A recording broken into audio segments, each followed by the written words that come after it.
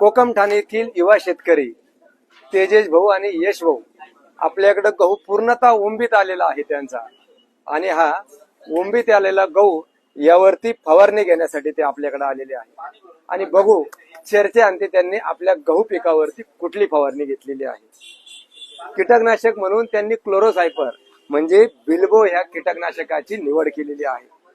Tilt हे बुरशीनाशक त्यांनी घेतलेलं आहे. बिंज जिब्रेलिक ऍसिड त्यांनी घेतलेला आहे.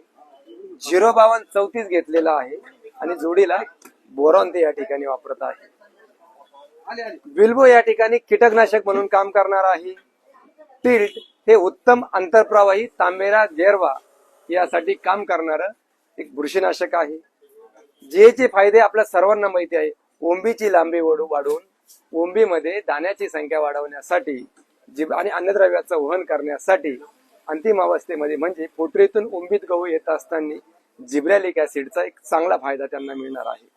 05234 खोडाची मजबूती आणि दाण्याची साईज वाढण्यासाठी टपोरा दाणे करण्यासाठी 05234 चा फायदा होणार आहे. बोरॉन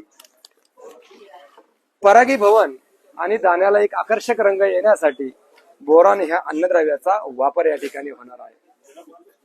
तर शेतकरी मित्रांनो, शेवटची फवारणी त्यांनी घेतलेली आहे, परंतु ह्या अवस्थेमध्ये गहू पिकाला पाण्याचा ताण बसणार नाही, म्हणजे रानाला भेगा पडणार नाही. पुरेशी ओल जर आपण अंतिम टप्प्यात जर ठेवली, निश्चितच 5 ते 10% उत्पादनात वाढ या ठिकाणी होऊ शकते. आणि पाण्याचा ताण जर दाण्याची फुगवण होत असताना दाणे भरताना जर बसला तर दाणे बारीक राहणे किंवा दाणे बारीक पडणे ज्याला आपण म्हणतो, ह्या समस्या येऊ शकतात. फवारणी आपणास कशी वाटली कमेंट बॉक्स मध्ये आपल्याला टाईप करायचं आहे. आणि पुन्हा एकदा सांगतो, शेतीला तुमच्यासारख्या तरुणांची गरज आहे. पाहण्याचा दृष्टिकोन आपण आपल्या व्यवसायाकडे बदलला पाहिजे.